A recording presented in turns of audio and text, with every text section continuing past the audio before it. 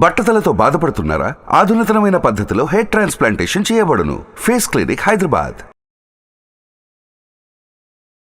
నమస్తే, welcome to Suman TV. నేను విష్ణు. ప్రస్తుతంతో పాటు ప్రముఖ స్టాక్ మార్కెట్ అనలిస్ట్ సుందరారెడ్డి గారు వారితో మాట్లాడతాం. సార్ నమస్తే. సార్ సుందరారెడ్డి గారు. నమస్తే అండి. సుందరారెడ్డి గారు, బంగారం ధరలు ఆకాశాన్ని అంటుతున్నాయి, లేదంటే చాలా ఫాస్ట్గా పెరిగిపోతున్నాయి. సో రకరకాల వార్తలు వింటున్నాం గోల్డ్కి సంబంధించి. 70,000కి చేరువలో బంగారం అంటూ కూడా వార్తలు వస్తున్నాయి. ఏంటి అసలు ఇప్పుడున్న పరిస్థితుల్లో గోల్డ్లో ఇన్వెస్ట్ చేయడం అనేది ఎంతవరకు రైట్ అంటారు? అసలు అంటే గోల్డ్ కొనడానికి ఇది సరైన సమయమా కాదంటారా? రైట్. సో గోల్డ్ కొనటం అంటే 2 థింగ్స్ అండి. ఒకటి ఇన్వెస్ట్మెంట్ పర్పస్, లేకపోతే ఏదైనా ఆర్నమెంట్ పర్పస్ అన్న దాన్ని బట్టి ఉంటుందండి. అండ్ ఇండియన్ సొసైటీలో మ్యారేజెస్ అప్పుడు గోల్డ్ ఇన్వెస్ట్మెంట్ దాని మీద ఆర్నమెంట్స్ అనేది మ్యాండేటరీ కాబట్టి, మార్చి మంత్లో ఉన్నాం కాబట్టి మ్యారేజ్ ప్రకారం అయితే వాటి కోసమే తీసుకోండి. ఇన్వెస్ట్మెంట్ కోసం అయితే ఎమోషనల్గా పెరుగుతుంది పడుతుంది అని కాకుండా ఇయర్లీ మీ టార్గెట్ కనుక 12%, 10 to 12% అనుకుంటే కనుక అంటే గోల్డ్ ఇన్వెస్ట్ చేసుకోవచ్చు. డెట్ ఫండ్స్ పోల్చుకుంటే 7%తో పోల్చుకుంటే గోల్డ్ డెఫినెట్గా ఎక్స్ట్రా 3-4% వస్తుందండి. అలా ఇన్వెస్ట్ చేసుకోవచ్చు. గోల్డ్ పర్పస్సే ఇన్ఫ్లేషన్ బీట్ చేయడం అండి. ఇండియాలో ఆ ఇన్ఫ్లేషన్ ఈజీగా నీకు 5 to 6% దాకా ఉంటుంది. రెండోది, మనం గోల్డ్ని డాలర్లో ఇంపోర్ట్ చేసుకుంటాం ఇండియా వాళ్ళు. కాబట్టి డాలర్ అప్రిషియేషన్ ఆల్రెడీ ఇయర్లీ నీకు 4 to 5% జరుగుతుంటుంది.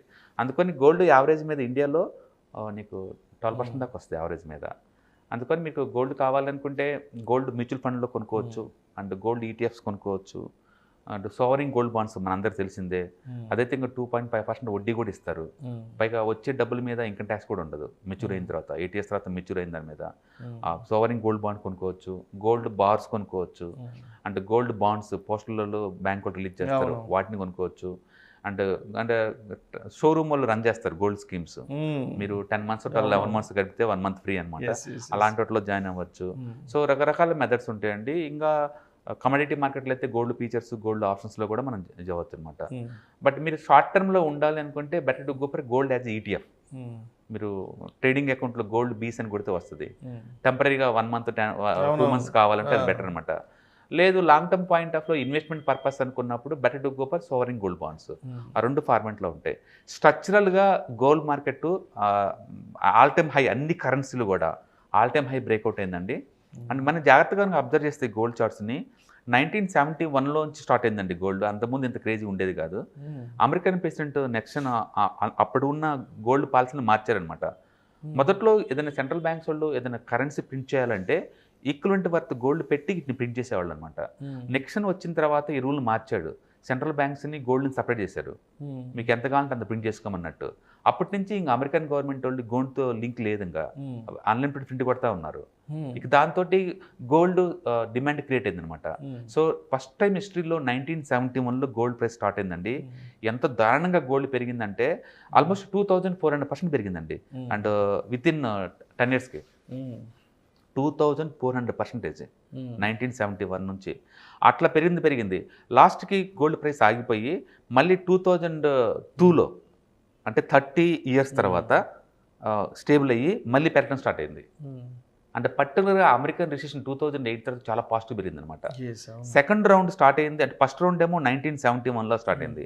ఆ ఫస్ట్ రౌండ్లో పెద్ద బుల్ మార్కెట్, గోల్డ్లోని అతి పెద్ద బుల్ మార్కెట్ అది 2400% వచ్చింది అప్పుడు, విత్ ఇన్ ఒక డెకెడ్కి. తర్వాత సెకండ్ బుల్ మార్కెట్ స్టార్ట్ అయింది 2002లో అండి. అప్పుడు 900% వచ్చింది. అప్పుడు ఎప్పుడు 2012 వరకు అనమాట అది బుల్ మార్కెట్ రన్ అయింది. 2024లో థర్డ్ బుల్ మార్కెట్ రన్ అవుతుందండి. ఇప్పుడు 2024లో థర్డ్ బుల్ మార్కెట్ రన్ అవుతుంది. ఫస్ట్ బుల్ మార్కెట్లో 2400% వచ్చింది.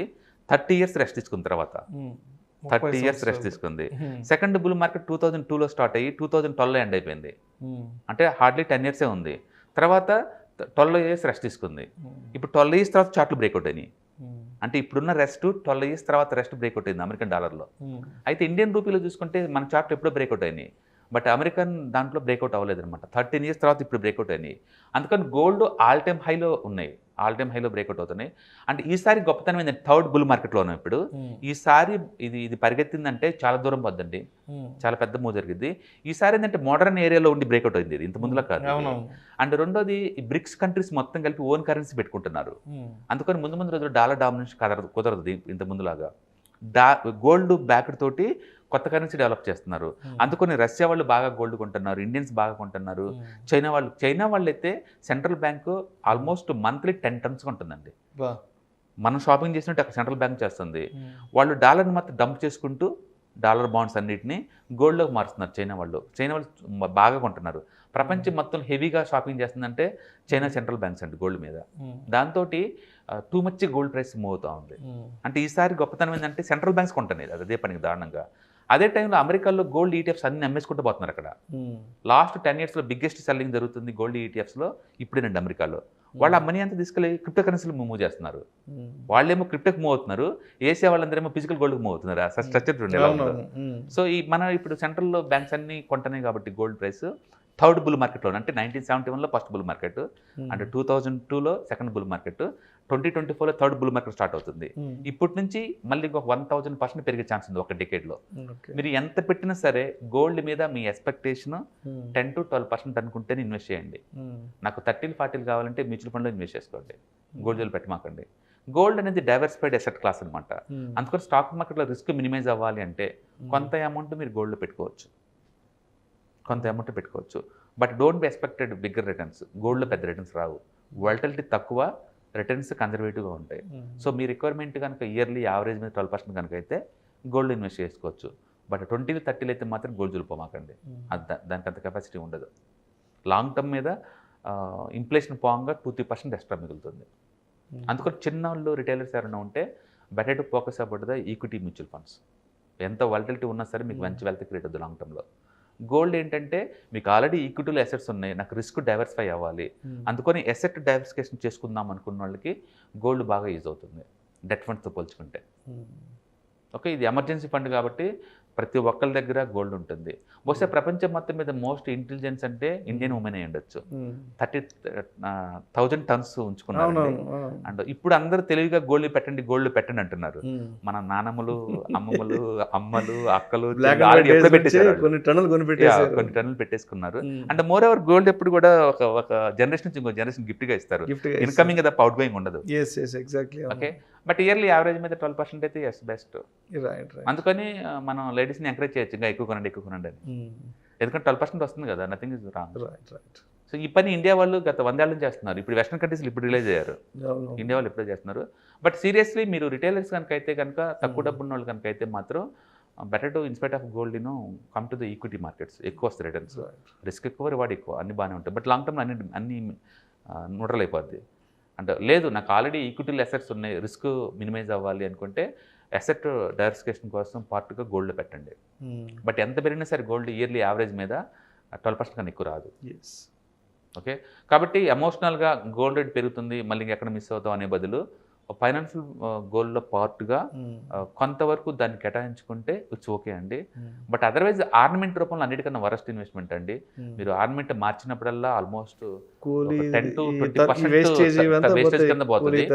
అది సొసైటీలో ఈగో సాటిస్ఫాక్షన్ కోసం పనికి వచ్చిందేమో తప్ప వెల్త్ క్రియేషన్కి అంత యూజ్ అవ్వదు. అందుకని మీ సీరియస్గా వెల్త్ క్రియేషన్ మీ గోల్ అయితే కనుక better to stay away gold and invest అంటూ ద ఈక్విటీ.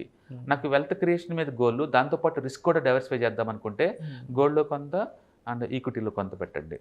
అండ్ ఎక్స్పెక్టేషన్ 12% పెట్టుకోండి, అందుకంటే ఎక్కువ పెట్టమాకండి. Thank you sir, thank you so much. Suman టీవీలో మీ పర్సనల్ అండ్ బిజినెస్ ప్రమోషన్స్ కోసం కింది నెంబర్కి కాంటాక్ట్ చేయండి.